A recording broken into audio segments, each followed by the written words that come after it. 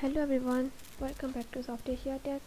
आज की इस वीडियो में हम आइडेंटिटी ऑपरेटर्स की बात करेंगे कि आइडेंटिटी ऑपरेटर्स क्या होते हैं। The identity operators compare the memory location of two objects, hence it is possible to know whether two object are same or not. ये दो ऑब्जेक्ट के मेमोरी लोकेशन को कंपेयर करते हैं, जिससे आप ये पता लगा सकते हैं कि ये दो ऑब्जेक्ट सेम हैं या नहीं हैं। There are two type of identity operators. First is, second is not. इसकी बात करेंगे तो this operators is used to compare whether two objects are same or not.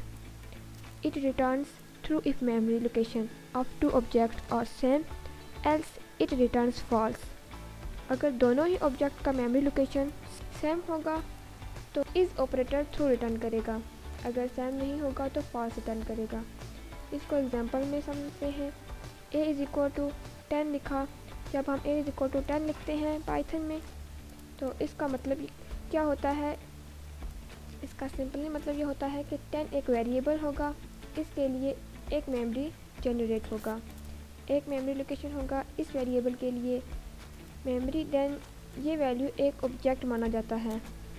10 यहाँ एक ऑब्जेक्ट है, उसके लिए एक मेमोरी एड्रेस है हमारे पास और a को सिर्फ टैग किया जाता है, यानी कि a इस 10 के लिए एक टैग है।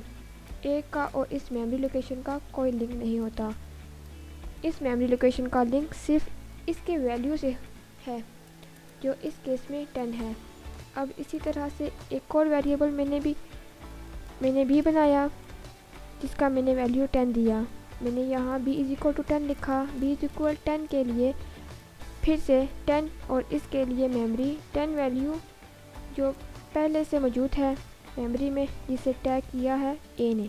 वापस आपने 10 लिखा हुआ है वैल्यू और इसका वेरिएबल आपने कुछ और असाइन किया है, तो इसके लिए वापस दोबारा से जनरेट नहीं होता है, मेमोरी नहीं बनेगा, बल्कि b को इस 10 वैल्यू का टैग देगा।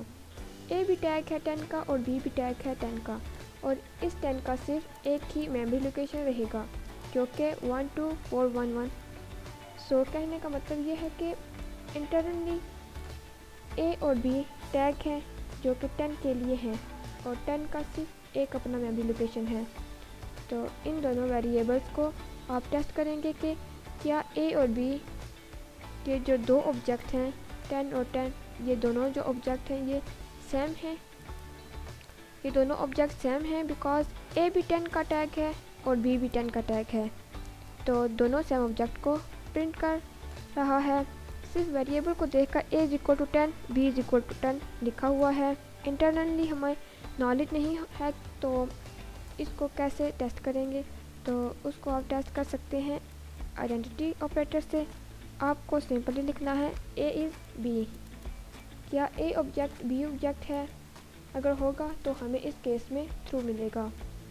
इसी तरीके से एक और एग्जांपल है, मैंने लिखा a is equal to 10, integer value 10 है हमारा और इसके लिए 10 हुआ, इसका टैग a और ये इसका मेमोरी फिर से b इज़ इक्वल टू 10 लिखा। इस बार ये 10 तो है पर हमने इसे स्ट्रिंग में रखा है, तो ये दोनों अलग अलग ऑब्जेक्ट होंगे, अलग अलग ऑब्जेक्ट हो गए हैं। एक तो 10 है जो इंटीजर है और दूसरा 10 जो है वो स्ट्रिंग है, तो स्ट्रिंग के लिए एक अलग से एक ऑब्जेक्ट बनेगा जिसका अलग से अपना एक मेमोरी होगा, यहाँ भी इसको टैग करेगा। जब इस केस में आप इसे कंपेयर करेंगे कि क्या a b है, क्या a ऑब्जेक्ट और b ऑब्जेक्ट सेम है, तो इस केस में हमें फॉल्स मिलेगा, क्योंकि ये दोनों अलग अलग ऑब्जेक्ट हैं, तो ये हमें फॉल्स देगा। अब हम इसे प्रैक्टिकल करके देखते हैं। So let's move on screen and do it practically with example. So हमारे फर्स्ट एग्जांपल है,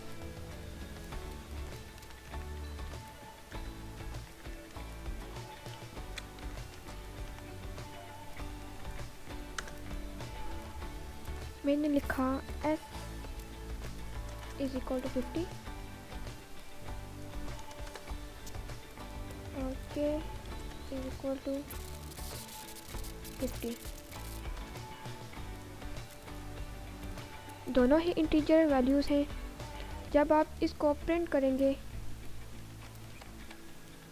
प्रिंट एस इज के।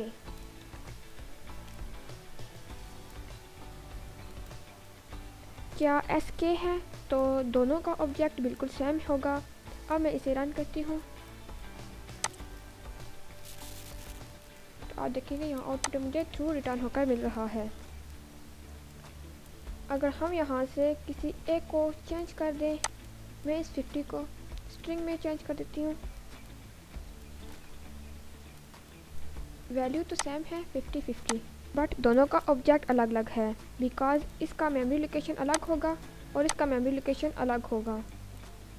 अब मैं इसे रन करती हूँ तो आप देखेंगे ये हमें आउटपुट में फॉल्स रिटर्न करके दे रहा है। सो let's move on second example. इसे मैं कमेंट आउट कर देती हूँ।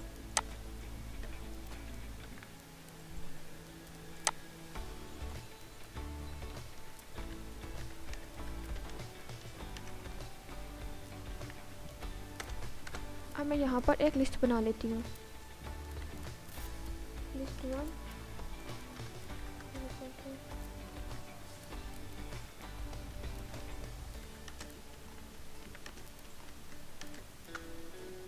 List 2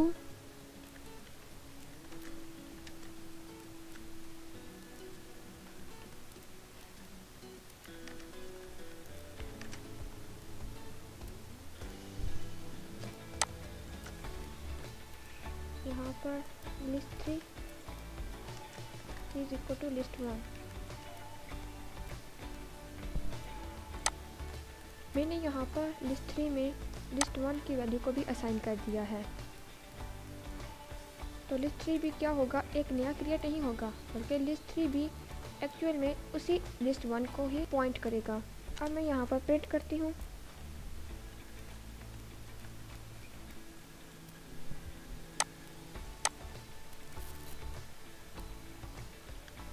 list 1 is list 2। Check करेंगे कि लिस्ट 1 और लिस्ट 2 एक ही ऑब्जेक्ट को रेफर करते हैं या नहीं। अब मैं इसे रन करती हूँ तो आप देखेंगे कि आउटपुट पे हमें फॉल्स रिटर्न होकर मिलेगा। क्योंकि लिस्ट 1 और लिस्ट 2 की वैल्यू तो सेम है लेकिन मेमोरी में दोनों अलग अलग ऑब्जेक्ट हैं। इस ऑपरेटर ऑब्जेक्ट की मेमोरी को चेक करता है, ना कि इसकी वैल्यू को। अब मैं यहाँ पे प्रिंट करती हूँ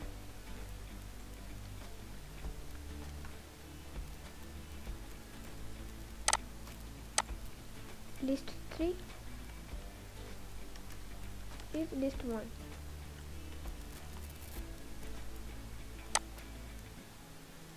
अब हम चेक करेंगे कि लिस्ट 1 और लिस्ट 3 एक ही ऑब्जेक्ट को रेफर करते हैं। अब मैं इसे रन करती हूँ तो ये हमें ट्रू रिटर्न करके देगा क्योंकि यहाँ पर लिस्ट 1 और लिस्ट 3 की मेमोरी लोकेशन सेम है। Let's move on third example. इसे मैं कमेंट आउट कर देती हूँ।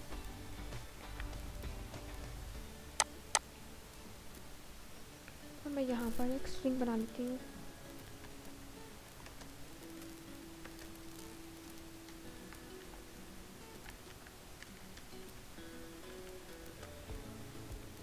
String 2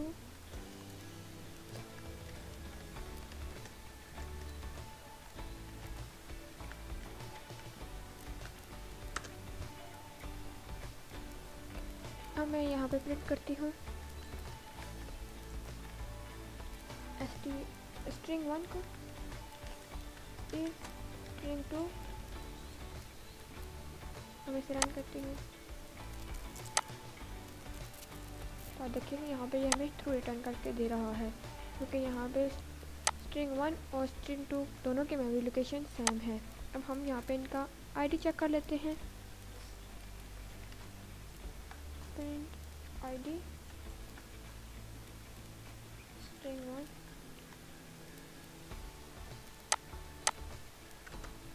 print string 2। अब मैं इसे रन करती हूँ तो आप देखेंगे यहाँ पे हमें इसका मेमोरी लोकेशन भी सेम मिल रहा है देखने को। अगर मैं यहाँ एप्पल की जगह कुछ और लिख देती हूँ।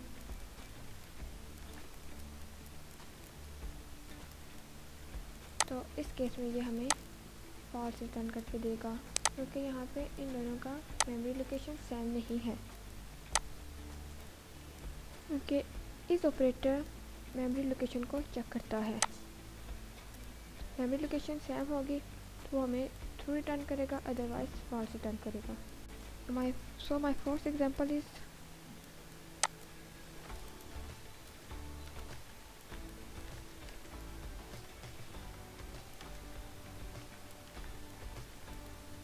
मैं यहाँ पर एक डिक्शनरी क्रिएट कर लेती हूँ।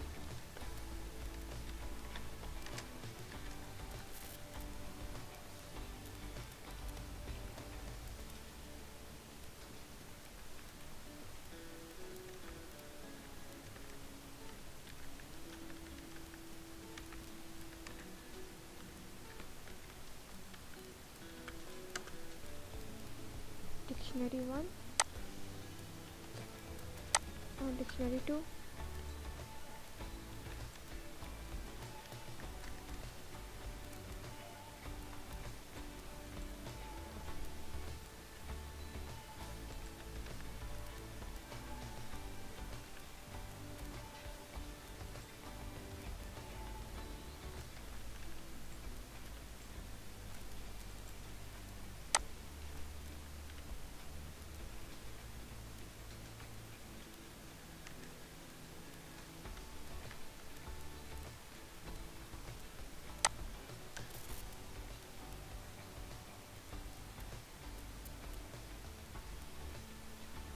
अब इसे रन करती हूँ तो ये हमें यहाँ पे ट्रू रिटर्न करके दे रहा है।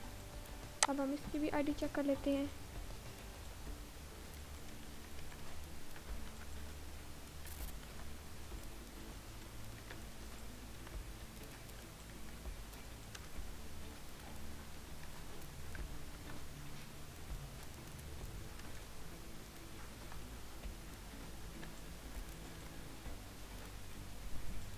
अब मैं इसे रन करती हूँ तो आप देखेंगे यहाँ पे ये हमें इसका मेमोरी लोकेशन भी सेम बता रहा है।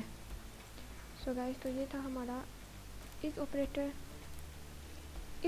का इस्तेमाल ये चेक करने के लिए किया जाता है कि क्या दो वेरिएबल एक ही ऑब्जेक्ट को रेफ़र करते हैं या नहीं। आई होप सो आपको समझ में आ गई होगी।